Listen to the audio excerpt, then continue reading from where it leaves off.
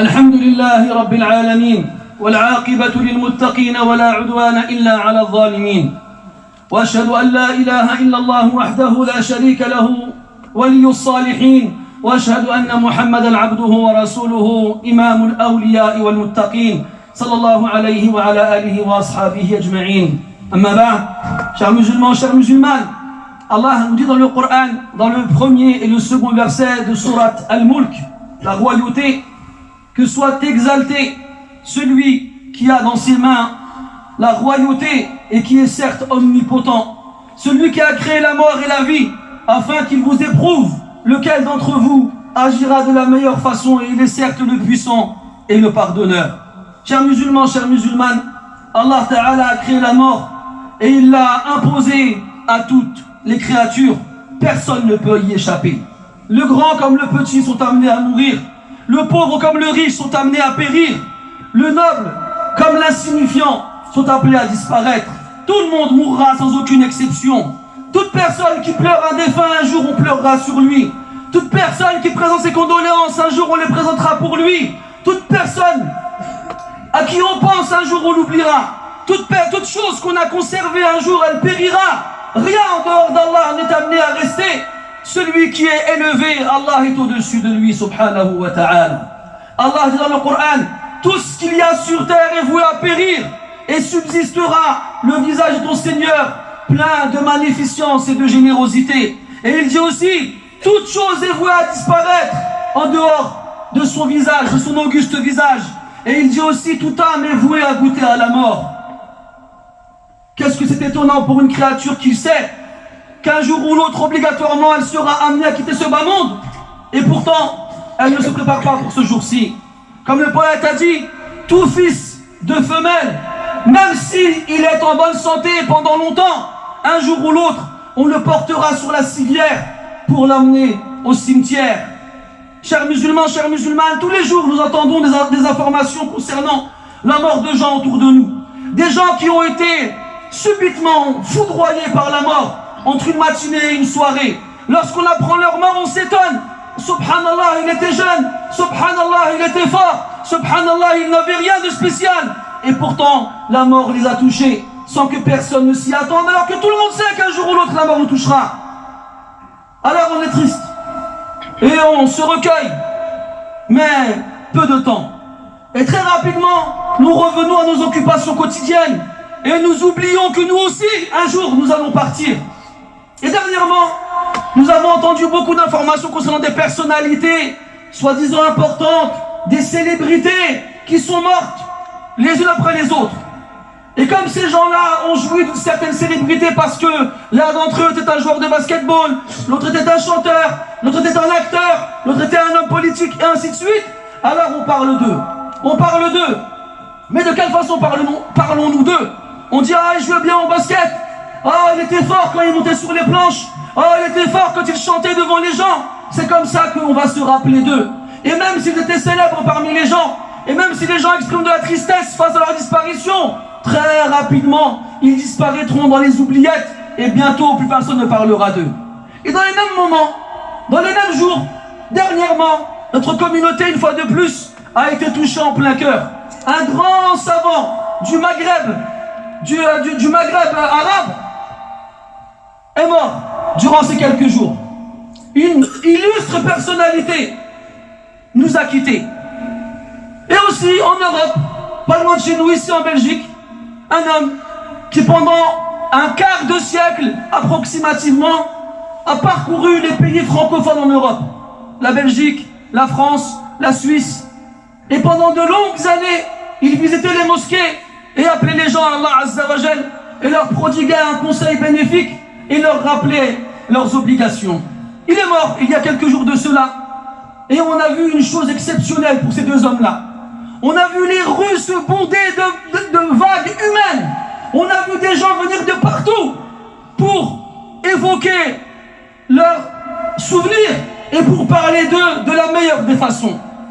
Et lorsque nous voyons cela, nous ne pouvons nous empêcher de penser au hadith dans lequel Anas ibn Malik radiyallahu anhu nous dit qu'un convoi funéraire est passé en présence du prophète alayhi salatu wassalam. Alors les gens ont évoqué du bien du défunt qu'on a amené au cimetière. Le prophète sallallahu alayhi wa sallam se contente de dire qu'il en soit ainsi. Qu'il en soit ainsi. Puis, plus tard, un autre convoi funéraire est passé. Par contre, celui qui a été porté sur les épaules des gens, les gens n'en ont pas dit du bien. Et ils l'ont évoqué en mal. Le prophète les entend dire, alayhi salatu wa salam, et dit la même chose. Qu'il en soit ainsi.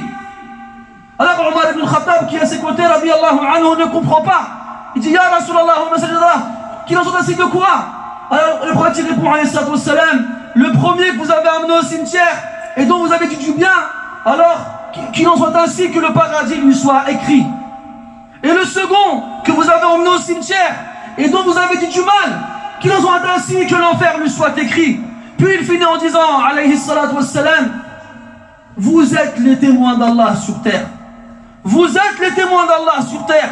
Et dans notre hadith, le prophète dit, alayhi salatu wa salam, tout musulman pour lequel 4 personnes attestent de lui du bien, alors Allah le fera rentrer au paradis. Les compagnons radiyallahu anhum ils disent, et s'il n'y en a que 3? Pourquoi tu dis, même s'il n'y en a que 3? Et s'il n'y en a que 2? Pourquoi tu leur dis, et même s'il n'y en a que 2? Puis Omar est fini en disant, on ne lui a pas demandé s'il n'y en a qu'un seul. Et quand on voit ces 2 hommes-là dont je vous ai parlé, wallah, il faut voir les images, c'est exceptionnel. C'est exceptionnel de voir ce raz-de-marée, ce tsunami humain qui remplit les routes et qui bonde les chemins.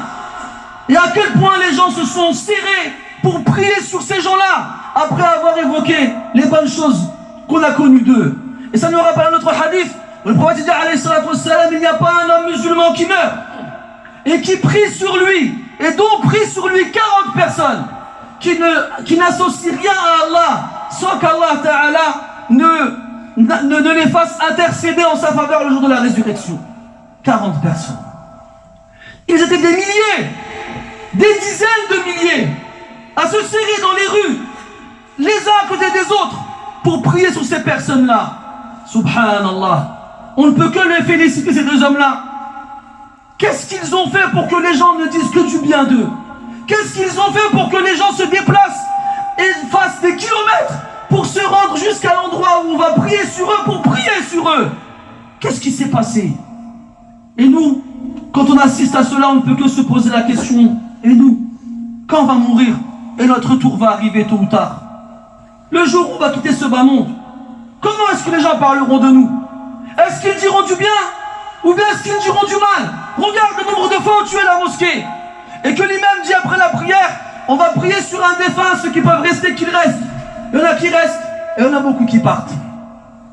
Et le jour où tu vas mourir, toi, et le jour où on va ramener ton cercueil dans la mosquée pour qu'on prie sur toi, et que tu verras avec ton âme qui sera au-dessus du cercueil, les gens partir.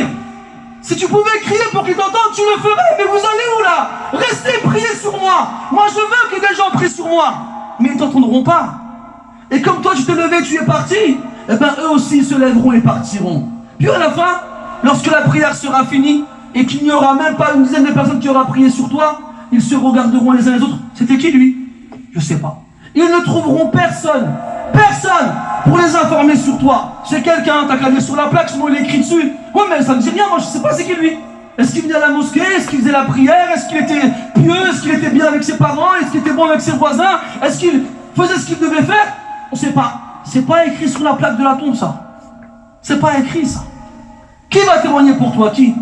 Ça, c'est dans le cas où tu n'es qu'un inconnu parmi les inconnus. Qu'est-ce qu'on va dire alors dans le cas où les gens diront du mal de toi? Lui là, mustarahun minh, on s'en est passé, on en a été débarrassé. Il ne laissait pas un endroit où il se trouvait sans que les gens, après qu'il ne les quittent, ne le maudissent. Il parlait mal, il était grossier, vulgaire, ignorant, et il ne laissait pas un endroit sur terre sans que les gens le détestent. T'imagines on dira ça toi? Après que très peu de gens aient prié sur toi, un vulgaire inconnu. Comment faire alors? Comment faire pour qu'Allah Ta'ala soit satisfait de nous et que les gens soient satisfaits de nous aussi?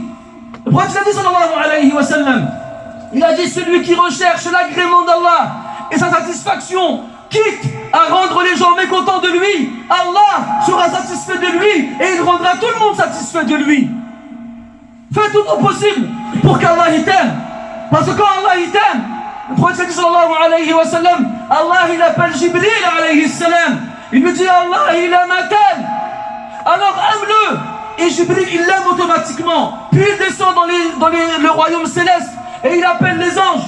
Il leur dit Allah Ta'ala il aime un tel. Alors aimez-le. Et les anges l'aiment automatiquement. Puis ils descendent sur terre et répandent son acceptation partout. Yuda'u lahu al-qabulu fil ard. Donc si tu espères que les gens que tu laisses derrière toi parmi les gens une bonne évocation, que les gens soient satisfaits de toi, parce qu'avant cela tu as satisfait Allah Azza wa Jal, alors tu sais ce qu'il te reste à faire. Si tu veux que les gens ils t'aiment jusqu'à se serrer dans la mosquée pour prier sur toi après ta mort, eh bien fais-toi aimer auprès d'Allah subhanahu wa ta'ala. Mais si quelqu'un me demande mais comment se faire aimer auprès d'Allah Azza wa Jal, c'est facile, walhamdulillah. Il n'y a pas qu'un seul moyen, il y en a des dizaines, walhamdulillah. Parmi ces moyens-là, le verset où Allah Ta'ala dit Qul in kuntum tuhibbun Allah, si vraiment vous aimez Allah. Et tout le monde prétend aimer Allah. Walakin laysa ash-sha'nu an tuhib, innama ash-sha'nu an tuhab. Ce qui compte, ce n'est pas que toi tu aimes. Ce qui compte, c'est qu'Allah Ta'ala il t'aime. Parce que tout le monde ici va dire moi j'aime Allah. Et pourtant, il y a une différence énorme entre celui qui dit j'aime Allah et l'autre, alors qu'ils disent la même chose. Prétendre c'est facile. Ce qui compte, c'est qu'Allah Ta'ala il t'aime vraiment. Et dans le verset Allah il nous dit Fattabi'uni yuhibbukumullah. Dis-leur au messager d'Allah, dis-leur au prophète d'Allah, si vous voulez qu'Allah il vous aime, alors suivez-moi, Allah il vous aimera. Et dans notre verset, dans le hadith saint, Allah Ta'ala il dit et mon serviteur ne cesse de se rapprocher de moi à travers les actes surérogatoires, les actes bénévoles, ce qui n'est pas obligatoire, jusqu'à ce que je l'aime. Jusqu'à ce que je l'aime. Où est-ce que tu es toi par rapport au fait de suivre le prophète alayhi salatu wassalam? Où est-ce que tu es dans les actes surérogatoires? Les actes obligatoires pèsent lourd sur nos épaules. On a l'impression que c'est un fardeau. On n'arrive même pas à les faire correctement. Combien d'entre nous ne font pas d'actes surérogatoires? Où est-ce que tu es toi par rapport à ces choses-là? Où est-ce que tu es par rapport au verset que je vais lire tout de suite là? Quand Allah Ta'ala dit certes Allah aime les bienfaisants, certes Allah aime les repentants et ceux qui se purifient. Allah il aime ceux qui sont pieux, Allah il aime ceux qui patientent, Allah il aime ceux qui placent sa confiance en lui, Allah il aime ceux qui sont justes, Allah il aime ceux qui combattent dans son sentier en rang comme si c'était un édifice surplombé. Est-ce que tu as une part dans ces versets? Est-ce que tu as une part dans ces actions ou bien est-ce que tu en es aussi loin que l'Orient est loin de l'Occident? Est-ce que tu as pensé au jour de ta mort? Est-ce que tu as pensé à ce jour terrible? Ce jour-là où ta langue sera asséchée? Ce jour-là où tes mains seront immobilisées? Ce jour-là où ton cœur sera affaibli? Ce jour-là où tes yeux regarderont vers le ciel? Ce jour-là où tes pieds seront froids? Est-ce que tu as pensé au jour du grand voyage? Au jour du grand nettoyage? Est-ce que tu as pensé au jour où tu crieras? Est-ce que tu as pensé au jour où ton front de sueur perlera? Est-ce que tu as pensé au jour où tu n'arriveras plus à respirer? Est-ce que tu as pensé au jour où ta tombe sera perdue? Est-ce que tu as pensé au jour où ton nom sera oublié? Est-ce que tu auras pensé au jour où plus personne ne se rappellera de toi? Plus personne ne t'évoquera? Plus personne ne viendra te visiter au cimetière? Est-ce que tu as pensé lorsqu'on t'enterrera sous terre? Est-ce que tu as pensé le jour où ta famille et tes amis te quitteront? Est-ce que ce jour-là, tu auras laissé derrière toi une bonne évocation dans les cieux et sur terre parmi les anges et les humains? Ou bien, wal'iyadu billah, ce sera l'inverse? Chers musulmans, chères musulmanes, précipite-toi aujourd'hui alors qu'il est encore possible, alors que tu as encore le temps, alors que ton cœur bat toujours dans ta poitrine. Précipite-toi et repens-toi à ton Seigneur. Précipite-toi et change les mauvaises actions par des bonnes. Précipite-toi tant que tu peux le faire. Précipite-toi de toutes tes forces. Fais tous les efforts possibles pour satisfaire ton Seigneur. Précipite-toi pour te faire aimer auprès de lui. Et précipite-toi en délaissant sa désobéissance et les péchés. Et il est probable ainsi qu'il te fasse don de sa grâce en te donnant une vie agréable et paisible. Et en te faisant mourir parmi les martyrs. Et en faisant en sorte que la langue des êtres humains derrière toi ne cesse de t'évoquer en bien. نسأل الله تبارك وتعالى بأسمائه الحسنى وصفاته العلى أن يحيينا مسلمين وأن يتوفنا مؤمنين وأن يلحقنا بالصالحين غير خزايا ولا مفتونين. اللهم آتنا في الدنيا حسنة وفي الآخرة حسنة وقنا عذاب النار. اللهم اغفر لجميع موتى المسلمين الذين شهدوا لك بالوحدانية ولنبيك بالرسالة وماتوا على ذلك. اللهم ارحمنا إذا صرنا إلى ما صاروا إليه تحت الجنادل والتراب وحدنا. اللهم ارحمنا إذا درس قبرنا ونسي اسمنا فلم يذكرنا ذاكر ولم يزرنا زائر. اللهم ارحمنا إذا غسلونا وارحمنا إذا صلوا علينا وارحمنا إذا حملونا على أكتافهم وارحمنا إذا وضعونا في قبورنا وارحمنا إذا خلونا بمنكر ونكير وثبتنا بالقول الثابت في الحياة الدنيا وفي الآخرة يا رب العالمين يا أكرم الأكرمين يا أجود الأجودين. سبحانك اللهم وبحمدك أشهد أن لا إله إلا أنت نستغفرك ونتوب إليك. وصلى الله على نبينا محمد وعلى آله وأصحابه أجمعين والحمد لله رب العالمين. وقوموا إلى صلاتكم رحمكم الله وتقدموا وتزاحموا واتركوا وافسحوا المجال لإخوانكم بالخارج. بارك الله فيكم.